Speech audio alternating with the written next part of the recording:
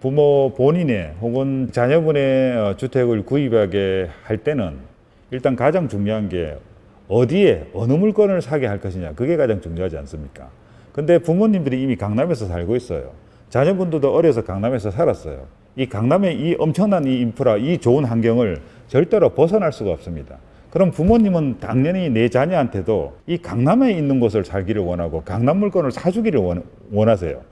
그러니까 어떤 양상을 보이냐면, 부모님들이 압구정 현대에 사시면 자녀분한테 어떻게든 압구정 현대에 있는 물건, 최소한 압구정 한양이라도 근처에 있는 매물을 사주시려고 하시고, 혹은 약간 벗어나면 대치동 정도 물건을 사주시려고 하고, 근데 대치동에 사시는 뭐 한번 미대 아파트, 뭐 고가 아파트 좀 있지 않습니까? 이렇게 사시는 분들은 여기도 보면 그 아파트가 새 아파트가 아니라서 그렇지, 우리가 생각하는 부자들, 정말 알짜배기 부자들도 정말 많은 것 같아요. 그럼 이쪽에 계신 분들은 본인은 대치동에 살고 계시면서 자녀분은 뭐 강남이라든지 청담동이라든지 이런 집을 사게끔 이제 해준단 말이에요.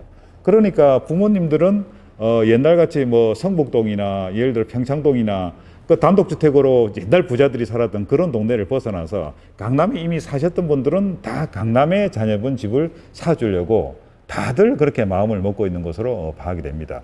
그러면 이제 어떤 형태로 사줘야 되느냐? 강남이 워낙 그 규제가 많지 않습니까? 대한민국에서 규제가 가장 심한 곳이 강남인데, 자금 소명은 뭐 너무나 당연한 거지만 토지거래 허가에 묶여서 이게 모든 것을 다 실거주를 해야 되는 상황으로 이제 결국 기결이 되고, 그러면 자녀 입장에서 외국에 유학 간 상황도 있고 당장 실거주 할 수 없는 상황, 그런 상황들이 많이 있거든요. 그리고 재건축 아파트는 더군다나 집이 워낙 이제 오래된 집이라서 그 자녀분이 들어가서 살기에는 참 곤란한 그런 경우의 집들도 많이 있어요. 수리를 하더라 해도. 그러니까 그런저런 여건을 다 생각해 볼 적에, 근데 이거를 어떤 형태로 경매를 최대한 활용을 하면 토지거래 허가를 피할 수 있으니까, 규제를 피해 가니까, 규제를 받지 않으니까 토지거래 허가 규제를 경매는 받지 않습니다. 그러니까 결론적으로 실거주를 할 필요가 없어요. 그러니까 부모들 입장에서는 경매를 가지고 부모 자녀의 주택 구입을 할 수 있는 좋은 방법으로 최대한 활용을 많이 하고 있는 상태입니다. 그러니까 그 결과가 어떻게 나타나느냐? 재건축 아파트에는 낙찰가가 상당히 일반 매매가를 훨씬 웃도는 그런 낙찰가들이 튀어나오기 시작하는 거예요. 당연히 일반 매매로서는 살 수 없는 그런 상황에 있는 자녀분을 위해서 부모님들이 금액을 조금 더 올려서라도 그런 집들을 사게끔 마련하게끔 만들어주는 거죠.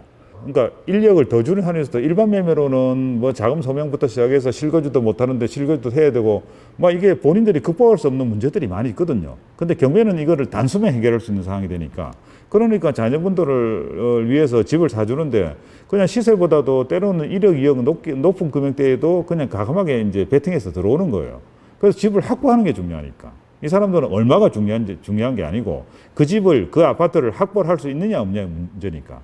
자녀 명의로 집을 하나를 마련할 수 있느냐 없느냐의 문제가 중요하지. 그게 얼마냐, 뭐 그거는 물론 조금 싸면 좋게 하겠지만, 그때는 조금 마음이 그럴지 모르겠지만 그래도 과감하게 들어오시는 분들은 뭐 크게 개의치 않습니다. 그 소소한 뭐 1억 정도의 금액은.